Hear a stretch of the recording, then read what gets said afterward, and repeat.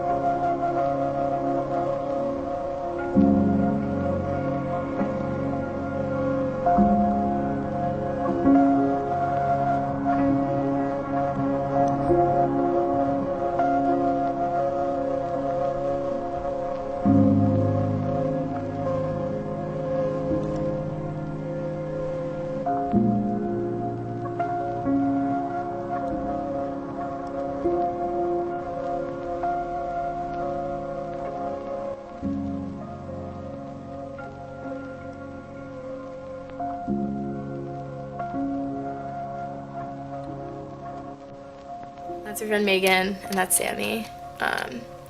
That's Haley, and that's Idalis. On our last night together, we all went to my friend's house, and I got them each a little teddy bear, because like going to brown bears. And we all just stood in the driveway crying. And I just remember driving home that night and like having the feeling that everything was going to be so different. Obviously, we always knew we would be going to college, but we really avoided thinking about it. And so I'm here in Rhode Island, and Idalis is at UConn, which is like 2 hours away. And then Haley's at Syracuse, and Sammy goes to University of San Diego. It was never the kind of thing where I ever would have considered not coming to college because of them. And just because like we were all in different places in school and our interests and what we wanted in a college, like I would have loved going to school with them, but I also think it would have limited us a little bit. It affected me a lot when I got to college because I kind of felt like I already had my friends, like I have my people who are going to be my people for the rest of my life, and undoubtedly, however our relationship changes, we're always going to be that important to each other. So I kind of had to say to myself, like, even though you already feel like you have the best of the best, like, it has to be something different now. This is called a mongkol, and it's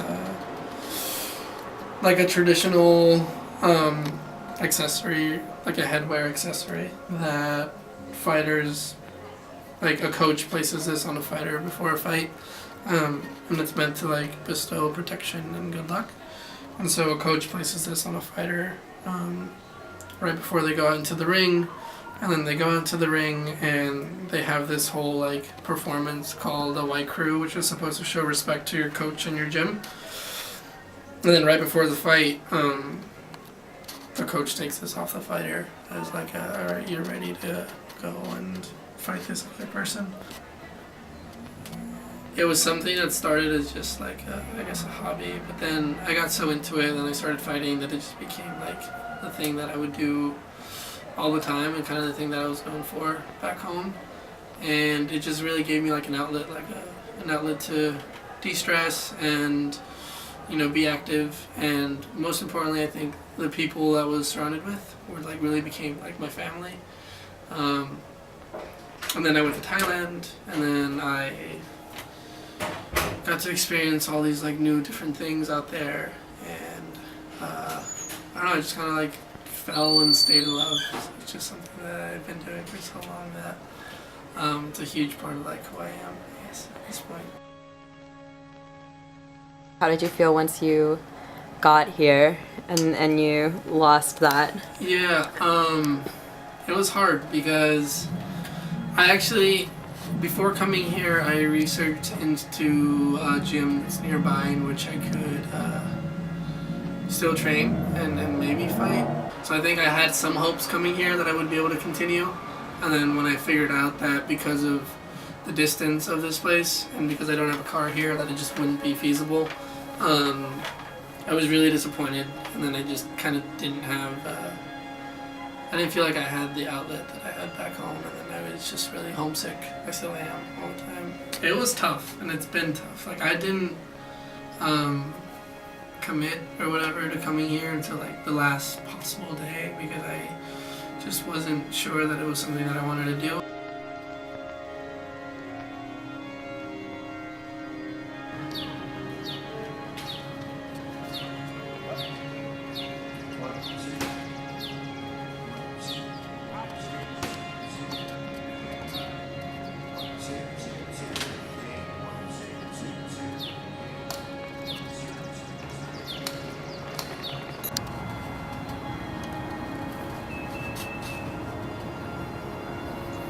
There's not a lot of open spaces here, which is something that I was super accustomed to and really relying on.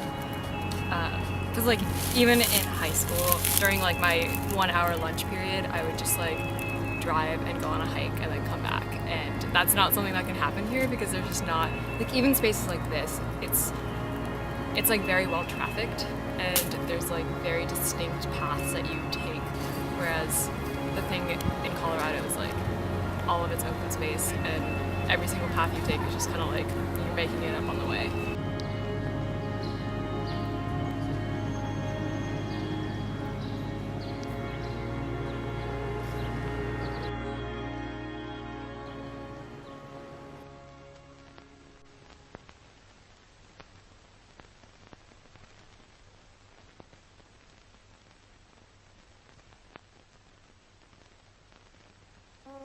And so what are some things that you do while you're here to cope with the fact that like it's much harder to get in your Muay Thai? Yeah, since I don't have Muay Thai, I think, well, when I started traveling during my gap year, I started photographing everything that I was experiencing, and photography became like this thing that I was doing a lot. So when I came out here, I kind of continued that, and so now I just declared visa, and I taking photo courses at RISD and here, so I'm just really like immersing myself into photography, and then I work as a freelance photographer as well.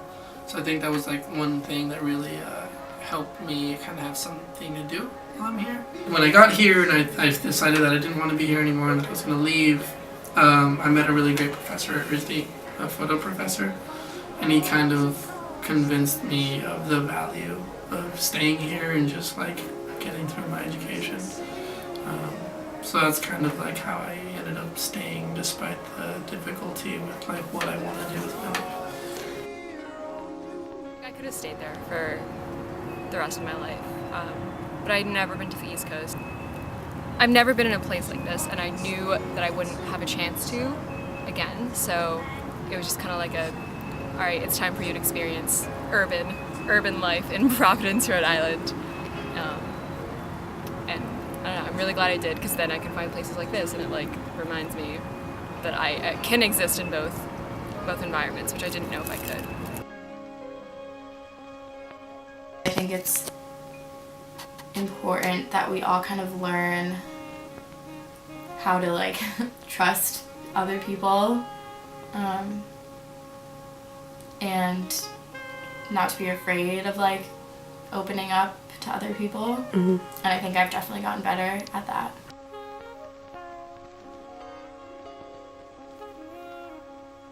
These are my friends from back home.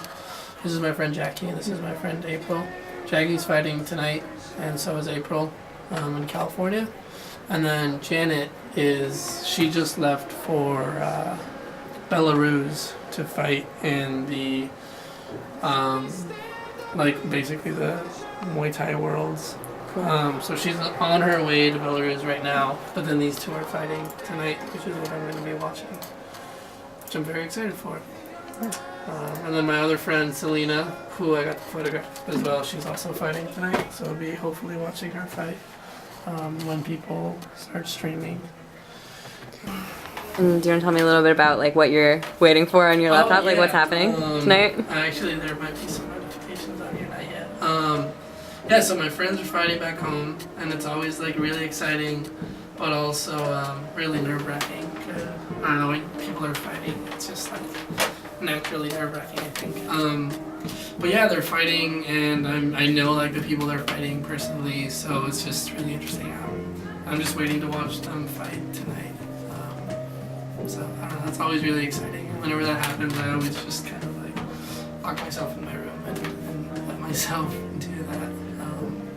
Because like, people live stream it, and like I've had people FaceTime me so that I can watch it, and it always just feels like I'm back home and like, I can still be a part of these things even though I'm not physically there. So this is from last week. My caption says, when you're on your way to a job interview, but you're a fucking idiot and didn't put sunscreen on at the beach, so now your face is so burned that your eyes are swollen shut and it perpetually looks like you just ran a marathon. So, and it goes all the way back with like old pictures of us and yeah, like very old. We have a group chat on every single form of social media. So this is our group text, and yeah, this is all one day. So we're pretty much constantly texting, like, you know how you like text your boyfriend in the morning, you're like, good morning, we like do that to each other. And then we have like a Twitter. I'm very thankful for social media because that's kind of what our relationship is nowadays. Providence is probably the best transition place for me to be because it's just like so low key and like it's the East Coast, but it's not completely the East Coast. It's definitely very weird to know that it's never going to be the kind of thing where we're living together again. I mean, this summer it kind of will be, but that's like the last thing. But it's just a new phase of life.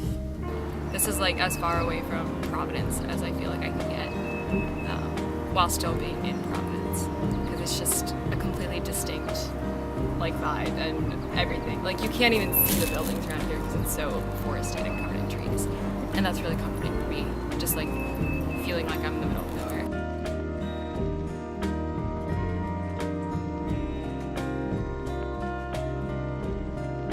Maybe one day, hopefully one day, it's all worth it. Oh, that's perfect.